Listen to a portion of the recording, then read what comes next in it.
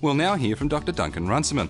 Duncan's a well-known dairy vet, having lectured in veterinary science at the University of Melbourne and has co-authored key research papers in the prevention of mastitis. He works at the Maffra Veterinary Centre, a large rural practice in Victoria, Australia.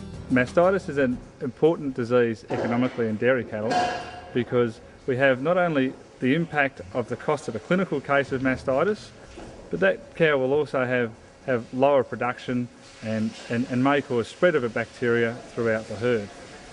The other cost of mastitis is with the milk quality penalties that are imposed by milk factories if their milk cell count is too high.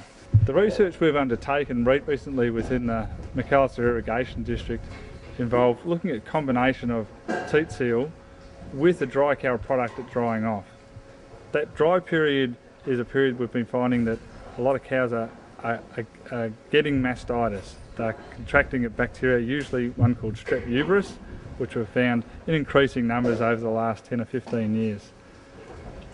Dry cow therapy traditionally was aimed at curing existing infections within the udder by using an antibiotic that persisted in the udder for a long period of time over the dry period. The use of teat seal is there in order just to make a physical barrier to infection during the dry period.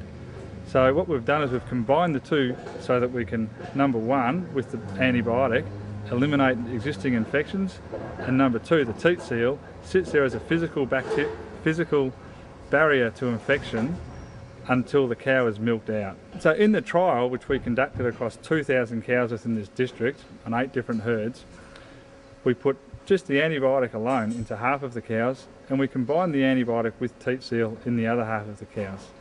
The cows that had the teat seal, we found had 70% less cases of clinical mastitis within the first month of lactation, and their cell counts were reduced by about 100,000 cells per mil at their first herd test.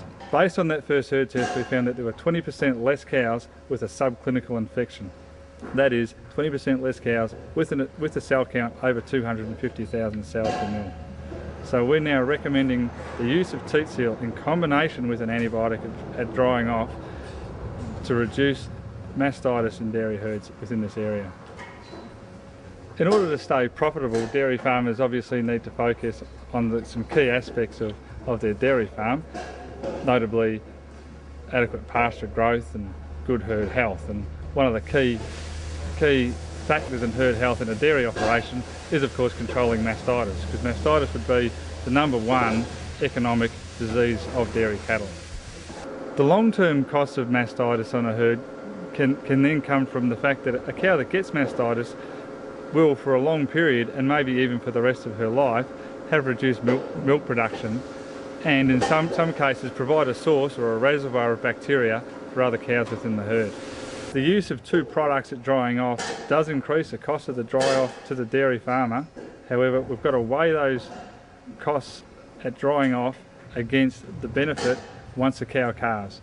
We would estimate that any herd that's getting 5% or more cases of mastitis within their herd in the first month of lactation, they'll probably find an economic benefit of using teat seal.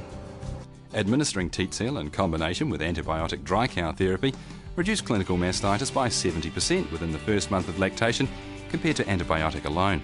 Teat seal in combination reduced the average somatic cell count by 100,000 cells per mil at the first herd test post-calving compared to antibiotic alone.